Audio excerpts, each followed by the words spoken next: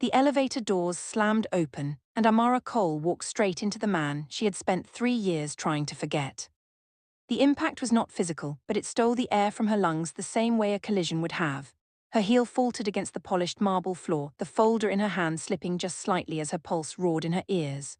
Dominic Hale stood less than 2 feet away, one hand casually in his pocket, the same crooked smile resting on his lips as if time had folded in on itself and delivered her back into the worst night of her life. Amara, he said, his voice smooth, almost amused. Still early, still perfect. She did not answer immediately. Her fingers tightened around the file until the edges pressed into her skin. The scent of his cologne, sharp, expensive, familiar, wrapped around her like a memory she had never granted permission to return. "You're working here now?" she asked, and hated the way her voice came out lower than she intended. His smile widened. "Regional Operations Director, I start today. Funny how the world works." The words struck like a deliberate blow. He had not just reappeared, he had placed himself above her. The elevator chimed behind her, but she didn't move. Neither did he. The hallway seemed to shrink, the glass walls reflecting a version of her that looked composed and professional while inside something old and bruised twisted awake. "Congratulations," she said finally, each syllable measured. "Excuse me, I have a meeting to prepare for." As she stepped past him, he leaned closer, his voice dropping so only she could hear. "Still running the Meridian project," he murmured. "I remember when that was just an idea you sketched on napkins at 2 in the morning." Her spine stiffened. He had no right to those memories. She kept walking. Her office door closed behind her with more force than she intended. The room was quiet, the city stretching beyond the glass in a blur of steel and morning haze. She set the file down and braced both hands on the desk, her head lowered as she forced air into her lungs. Not today, not here. The Meridian presentation was in less than an hour. Months of work, endless nights, and the single opportunity that would place her at the top of the firm's strategic division. She had rehearsed every figure, every projection, every transition. And now Dominic Hale, who once walked out of her apartment with another woman laughing behind him, would be sitting in that room. Her phone buzzed. "You'll be brilliant today. I'm already proud of you, Gabriel." The tension in her chest loosened just enough for her to stand upright. She typed back a single word. "Always." When she entered the conference room, conversations softened. The long glass table gleamed under the recessed lights, her team already seated, the client's representatives flipping through the printed summaries she had prepared. And Dominic sat at the far end, reviewing her slides as if he had authored them. "Good morning," she said, her voice steady. "Morning," he replied without looking up. "I took the liberty of familiarizing myself with the material, thought it would help keep things efficient." A warning flickered beneath his tone. The presentation began smoothly. Amara moved through the opening with practiced ease, her voice clear, her posture confident, each chart unfolding exactly as she had planned. Then Dominic spoke. "Your projected growth curve for the third quarter," he said, tapping the screen with a pen, "seems optimistic. What's the contingency if the supply chain delay extends beyond your current model?" The question itself was valid, the way he asked it was not. She answered, adjusting seamlessly, but before she could continue, he cut in again. "And the staffing allocation, did you factor in the regulatory review that's pending?" A flicker of confusion moved through the client's side of the table. "I did," she replied, her hands clasped lightly in front of her, "if you'll allow me to finish." "I'm just trying to understand the framework," he said, leaning back in his chair, his gaze finally meeting hers. "Clarity benefits everyone." The words were polite, the implication was not. Her throat tightened, but she moved forward, shifting to the financials. She could feel him watching, waiting for a misstep. When she reached the implementation timeline, he interrupted again. "This milestone," he pointed to the screen, "is based on data from last quarter, isn't it? That information has already changed." It hadn't, he knew it hadn't. She met his eyes. The numbers were updated 48 hours ago. The revised model is on page 14 of the client's packet. The client representatives flipped through the documents. A moment later, one of them nodded. "Yes, I see it." Dominic's smile didn't falter, but his pen stilled. The room shifted almost imperceptibly. She continued, her voice gaining strength, but inside her heart was hammering against her ribs. Each question he threw was less about the project and more about forcing her to relive the nights she had stood in her old apartment begging him to explain why she wasn't enough. Her mind betrayed her with the memory anyway, the open suitcase, the unfamiliar perfume, his detached expression. "I never promised forever," he had said back then, shrugging into his coat. Now he sat across from her, attempting to dismantle the life she had rebuilt from the wreckage. When the meeting paused for a brief break, she stepped into the hallway, her hands trembling despite her effort to control them. "You're doing exactly what he wants if you let him see that," a voice said behind her. She turned.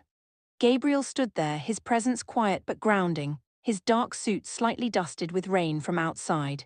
His eyes moved over her face, not searching for weakness but offering certainty. "I'm fine," she said, though her voice wavered. "I know," he replied softly. "You've been fine since the day you decided you were stronger than what he did to you." She looked away, blinking against the sudden sting in her eyes. "He's trying to make me look unprepared." "Then don't fight him," Gabriel said. "Outlast him." She let the words settle. Outlast him. Inside the conference room, Dominic's voice drifted through the glass as he spoke to the clients, his tone confident, almost persuasive. "Go back in there," Gabriel added, his hand briefly brushing hers. "Finish what you started." When she returned to the table, something inside her had shifted. The fear was still there, but it no longer ruled her breathing. Dominic glanced up as she took her seat. "Ready to continue?" he asked. She met his gaze, calm and unflinching. "I never stopped." And this time when she spoke, she did not rush, she did not react. She laid out the strategy with precision, letting the data speak, letting the months of work carry her forward. Dominic interrupted again, but the questions began to sound different, less like attacks, more like attempts to regain control. "You've overlooked the cost variance in Phase 2, he said. "No," she replied evenly. "I've corrected it. It's reflected in the revised budget on page 19. The client turned to that page immediately. Another small shift. She saw it now, the slight tension in Dominic's jaw, the way his fingers tapped against the table when she didn't falter. For the first time since she had stepped into the elevator that morning, Amara realized he wasn't just trying to humiliate her. He was afraid she would succeed without him. And that knowledge settled into her chest like a steady flame. The moment the client stepped out for a brief internal discussion, the air in the conference room changed. Conversations that had been polite and professional dissolved into a strained silence. Papers shuffled, chairs moved, but no one spoke directly to either of them. Dominic rose slowly, buttoning his jacket with deliberate calm. "You've improved," he said, as if commenting on a presentation rehearsal and not the emotional battlefield he had spent the last hour constructing. "I almost didn't recognize you." Amara kept her eyes on her laptop as she closed the presentation file. "People tend to grow when they're not being lied to," she replied. He gave a quiet laugh, still dramatic. The words scraped against her nerves. For a moment she saw the old version of herself, the woman who had cried in front of him, who had asked questions she knew he would never answer, who had believed his silences meant something other than indifference. "I'm not the same person you left in that apartment," she said, finally looking up. His gaze held hers, searching for a crack. "That's obvious, you learned how to perform." "I learned how to work," she corrected. "There's a difference." The door opened before he could respond. The clients returned, their expressions carefully neutral, and the meeting resumed. But Dominic changed tactics. He stopped interrupting openly. Instead, he began to ask questions that sounded supportive but carried subtle poison. "Amara's approach is certainly ambitious," he told the clients with a pleasant smile. "My only concern is whether the team has the capacity to execute at that scale without additional oversight." Oversight. The word was placed like a blade. Her colleague Leela shifted uncomfortably. Across the table, Marcus avoided Amara's eyes. The suggestion was clear: she was capable in theory but not strong enough to lead. Amara felt the old heat of humiliation creep up her neck, but she forced her voice to remain level. "The capacity has already been secured," she said. "The resource allocation plan includes cross-division support, which you'll find in the appendix." Dominic tilted his head slightly. "Of course, I must have missed that." He hadn't. Every question he asked was something he already knew the answer to. He wasn't looking for information, he was looking for hesitation. By the time the meeting ended, the clients were thanking her for the clarity of her responses. Yet the room still carried a residue of doubt he had deliberately introduced. As people began to file out, whispers followed. Was that tension between them before he joined? Did you see the way he kept correcting her? I thought she had everything under control. Each murmur reached her like an echo through glass. She kept her posture straight, gathering her files with methodical precision, refusing to rush. When she stepped into the corridor, Dominic fell into step beside her. You know, he said lightly, you could make this easier for yourself. She stopped walking, by stepping aside so you can take credit for my work again. He smiled, but it didn't reach his eyes. By accepting guidance, you were always better when you had someone steering you. The audacity of it hit her like a physical force. I built this project from nothing, she said quietly. You don't get to rewrite that. You built it with methods I taught you, he replied. Let's not pretend you didn't benefit from being with me. The hallway seemed to tilt for a second, memories colliding with the present. Late nights at the dining table covered in spreadsheets, his hand reaching over hers not to help but to claim. I'm done having this conversation, she said, turning away. Are you, he called after her, because this company doesn't tolerate instability at the top, and you look very unstable right now. She didn't turn back.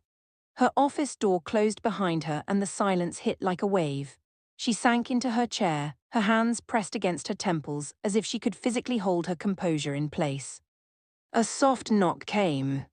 Leela stepped in, her expression uncertain. Are you okay? I'm working, Amara replied, pulling up the project timelines.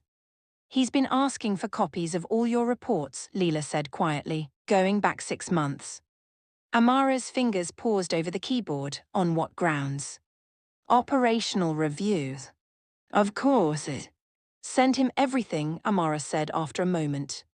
Leela blinked. Everything. Every version, every draft, every data set, Amara repeated. If he wants to dig, let him dig.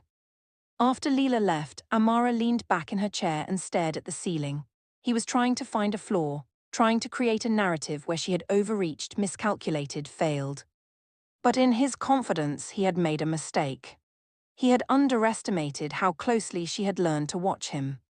She knew the rhythm of his manipulation, the way he grew impatient when he couldn't control the room, the way his voice sharpened when he was losing ground, even the way he used charm as a distraction when he didn't have facts. Her phone buzzed again. Lunch later, Gabriel. She stared at the message for a long moment before typing back. I don't think he's going to stop. The reply came almost instantly. Then neither will you. The afternoon meeting was smaller, internal, meant to finalize the implementation schedule. Dominic arrived 5 minutes late, carrying a thin folder and an air of effortless authority.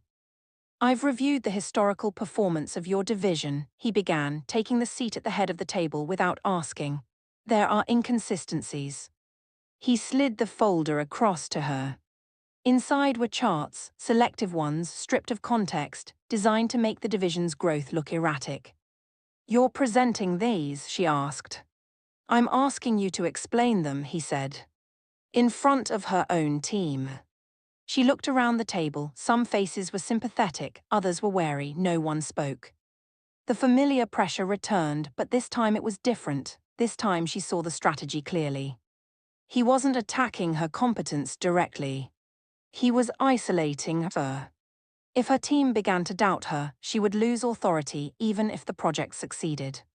She closed the folder gently. These figures are from before the restructuring, she said. They don't reflect the current model. Numbers are numbers, Dominic replied. Context is everything, she answered. He leaned forward, then give it to us. She stood. If he wanted a performance, she would give him one, but not the one he expected. The division's growth accelerated after the restructuring because we eliminated redundant processes, she said, moving to the screen and pulling up the full data set. The same restructuring you approved last quarter, Dominic. A murmur moved through the room. She clicked to the next slide. These projections are the ones you presented to the board, she continued.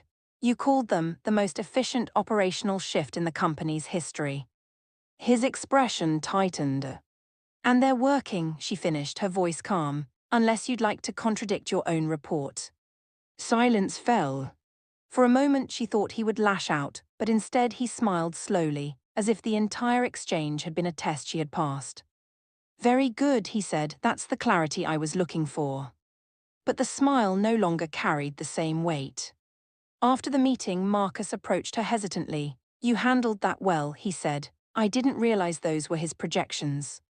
He didn't expect you to, Amara replied. For the first time that day, she felt something other than strain. She felt momentum. But Dominic was not finished. Near the end of the day, an email went out to the executive team, requesting a formal review of the Meridian Project's leadership structure. Her name was in the subject line. She stared at the screen, the words blurring for a second before sharpening into focus again. A leadership review meant scrutiny, questions, the possibility of being replaced. Her hands curled into fists on the desk. A soft knock came, and Gabriel stepped in without waiting for an answer. I saw the email, he said. They're questioning my position, she replied, her voice finally cracking, after everything. He crossed the room and rested his hands on her shoulders. No, he said gently, they're questioning his. She looked up. He wouldn't push for a review unless he was losing control of the narrative, Gabriel continued. This is escalation, which means you're winning. The word felt fragile in her chest. Winning doesn't feel like this, she whispered. It rarely does in the middle of the fight, he said, but you're not the woman he walked away from, and he knows it. She closed her eyes for a moment, leaning into the steadiness of his presence. When she opened them again, the fear was still there, but it was no longer alone. Stay tomorrow, she said, when they hold the review. I'll be there, he replied. As evening settled over the city and the office lights began to dim, Amara sat alone at her desk, the skyline reflected in the glass around her. Dominic's office across the corridor was still lit. A silhouette moved behind the frosted panel, restless, packing. For the first time since morning, she allowed herself a small, quiet realization. He wasn't dismantling her. He was unraveling. And tomorrow would decide which one of them the company chose to believe. The next morning began before sunrise, not because Amara had to be at the office early, but because sleep refused to hold her. She lay beside Gabriel, listening to the steady rhythm of his breathing, her eyes fixed on the faint glow of the city seeping through the curtains. What if they've already decided? She asked into the dimness. He didn't open his eyes when he answered. Then you walk in and give them a reason to change their minds. That's not how corporate reviews work. That's exactly how they work, he said, finally turning toward her. They just call it something else. She let out a quiet breath. He wants me to lose control in that room. Then don't give him the version of you he remembers, Gabriel replied. Give them the one you became after he left. His hand found hers, warm and certain. She held on longer than she meant to. By the time she entered the office, the atmosphere had shifted. Conversations lowered when she passed. Screens were turned slightly away, not hostile, watchful, as if everyone sensed that something decisive was about to happen and didn't want to be caught on the wrong side of it. The review was scheduled for 10. At 9:30, Dominic sent a calendar update. Additional documentation required. Her jaw tightened. He was trying to unbalance her again. She opened the file he attached. It was a list of performance queries, each one framed in neutral language but carrying the same implication: leadership instability, communication gaps, execution risk. It was a character assassination disguised as due diligence. Leela appeared in the doorway. Do you want me in the room with you? Yes, Amara said without hesitation, and Marcus too. Leela nodded, relief flickering across her face as if she had been waiting to be asked. At 5 minutes to 10, Amara stood outside the executive conference room. The glass walls revealed silhouettes already seated inside. Dominic's profile was unmistakable, leaning back in his chair as though the outcome had been decided in his favor hours ago. Gabriel stood beside her. You don't need me to speak, he said quietly. You just need to know I'm here. I know, she replied. And Amara, he added, his voice softer, this isn't about proving him wrong, it's about showing them who you are. She nodded, though her heart was pounding so hard she could feel it in her throat. When she pushed the door open, every conversation stopped. The long table was occupied by the executive committee, their expressions composed, their attention immediately settling on her. Dominic sat halfway down the table, a neat stack of papers in front of him. Ms. Cole, the chairwoman said, thank you for joining us, please have a seat. Amara did not rush. She placed her portfolio on the table, took her chair and met each gaze in turn. We've received a request for a leadership review of the Meridian project, the chairwoman continued. We'd like to hear from both parties. Dominic stood first. He moved with the same smooth confidence that had once made her believe he could walk into any room and reshape it to his will. My concern, he began, is not about Ms. Cole's dedication, it's about sustainability. The project is complex, high risk, and highly visible.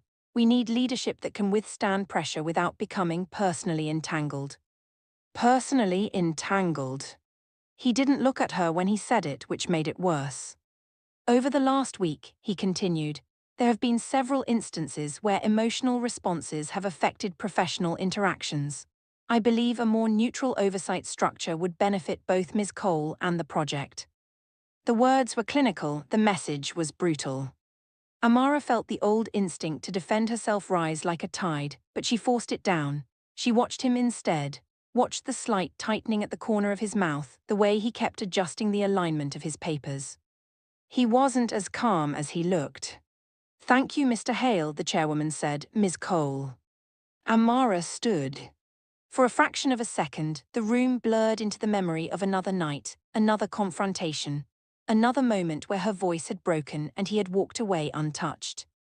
She let that memory burn and then she let it go. The Meridian project is ahead of schedule by 12%, she said, her voice clear.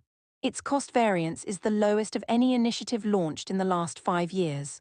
Client retention for the pilot phase is at 100%. She paused, letting the numbers settle. These results were achieved by a team that was given autonomy, clear strategy, and consistent leadership, she continued. If there are concerns about sustainability, I welcome specific operational questions, but this is not an issue of performance. She turned toward Dominic then, her gaze steady. It is an issue of narrative. A faint ripple moved through the room. Mr. Hale has requested a review based on perceived emotional interference, she went on. So let's address that directly. Yes, our history is personal. It is also irrelevant to the execution of this project. Dominic shifted in his chair. The data does not support a leadership change, she said. The team does not support a leadership change, and the client has formally requested continuity in project direction. She placed a document on the table and slid it forward. The chairwoman picked it up, scanning the page. Client endorsement, she read. Dominic's head snapped toward her. You met with them privately, he asked, the control finally slipping from his voice. They requested the meeting, Amara replied, to confirm that the strategy would remain intact. The silence that followed was heavier than anything that had come before. For the sake of transparency, Amara added, I would also like to address the suggestion that my leadership has been emotionally compromised. She took a breath, feeling Gabriel's presence behind her like a steady current. In the last week, she said, every challenge raised by Mr. Hale has been based on data he previously approved, projections he presented, or models he implemented. The only variable that has changed is his position relative to mine. Dominic rose abruptly. This is inappropriate. No, the chairwoman said sharply, sit down. The authority in her voice cut through the room. Amara did not raise her own voice, she didn't need to. This is not about past relationships, she said. It's about whether results matter more than perception. She returned to her seat. The executives began to confer quietly among themselves. The conversation blurred into low voices and the turning of pages. Dominic didn't look at her. For the first time since she had seen him in the elevator, he looked uncertain. Minutes stretched. Finally, the chairwoman spoke. The Meridian project will remain under Ms. Cole's leadership, she said. Effective immediately, all operational reviews related to this initiative will be conducted through the Strategic Oversight Committee. Which meant not through Dominic. The decision landed like a clean break. Amara didn't react immediately. She let the words settle, let the weight of them sink into the places where doubt had lived for so long. Meeting adjourned, the chairwoman concluded. Chairs moved, papers gathered, conversations resumed in cautious tones. Dominic remained standing at the table, his hands flat against its surface as if holding himself upright by force. As Amara reached the door, his voice came low and strained. "You think this is over?" She turned back. "It was over a long time ago," she said. "You're just the last to notice." In the hallway outside, the tension that had been coiled inside her all morning finally broke. Her breath came in a sharp rush, her hands trembled. Gabriel stepped in front of her, his expression filled not with triumph but with quiet pride. "You didn't just survive," he said softly, "you led." She laughed then, a sound that was half disbelief, half release. "I thought I was going to fall apart," she admitted. "But you didn't." She looked back through the glass at the room where Dominic still stood alone. "No," she said, her voice steadier than it had been all week, "I didn't." As they walked down the corridor together, something shifted in the way people looked at her. The whispers were gone. In their place was recognition. Marcus approached first. "Congratulations," he said. "That was decisive." Leela hugged her without hesitation. By the time she reached her office, emails were already arriving, requests for her input, confirmations of her authority, messages of support that felt genuine rather than cautious. She closed the door and leaned against it, the quiet wrapping around her like a long-delayed exhale. For years she had believed that strength meant never being shaken. Now she understood it meant standing back up every time she was. By late afternoon, the building had settled into its usual rhythm again, but the energy around Amara was no longer the same. It moved toward her instead of around her. People knocked before entering her office. They asked for her opinion and waited for the answer. Her calendar filled with meetings that had once been routed through Dominic. Respect, she realized, did not arrive with a loud announcement. It accumulated in small, undeniable shifts. She was reviewing the revised expansion timeline when a shadow paused outside her glass wall. She didn't have to look up to know who it was. "Do you have a moment?" Dominic's voice had lost the smooth certainty it once carried. It was controlled but thinner, as if something essential had been stripped out of it. Amara finished typing the sentence she was working on before she raised her eyes. "If it's about the Meridian project, the Oversight Committee is handling all." "It's not," he cut in, then stopped himself. "It's not about that." She studied him in silence. For the first time since she had seen him again, he looked like a man who had misjudged the ground beneath his feet. His tie was slightly loosened, his posture less precise. The carefully constructed image had cracks. "2 minutes," she said, gesturing to the chair across from her desk. He didn't sit immediately. He walked to the window instead, looking out at the city as if searching for something that wasn't there. "I didn't think you would fight this hard," he said finally. "That sounds like your miscalculation," she replied. He turned to face her. "You always walked away before things got difficult." She almost laughed at the absurdity of it. "No," she said. "You left when accountability became inconvenient." The words hung between them. "I came here to do my job," he said, "not to relive the past." "Then you shouldn't have used it as a weapon," she answered. He opened his mouth, closed it again, then sank into the chair across from her as if the effort of standing had become too much. "You made me look like a fool in there," he said quietly. "You did that yourself," she replied. "I just refused to help you." For a moment neither of them spoke. In the old days she would have filled that silence. She would have softened her tone, tried to make him understand her, tried to salvage something from the wreckage of their conversations. Now she simply waited. "I underestimated you," he admitted. "Yes," she said, "you did." "And him," he added after a pause, "your husband." A faint warmth moved through her at the word, but she kept her expression neutral.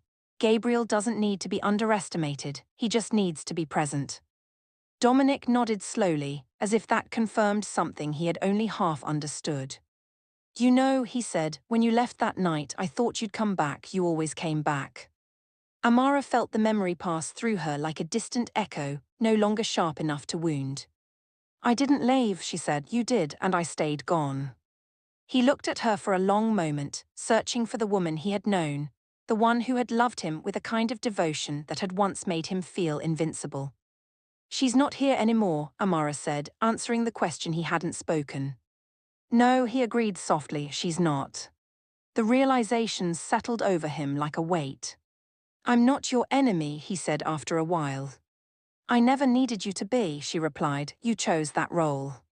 He stood, the movement slow, as if he were adjusting to a new balance. What happens now, he asked. Now we work in the same company, she said, and you do your job and I do mine. That's it. That's all there ever had to be. He nodded once, a gesture that felt more like acceptance than agreement, and walked out without another word.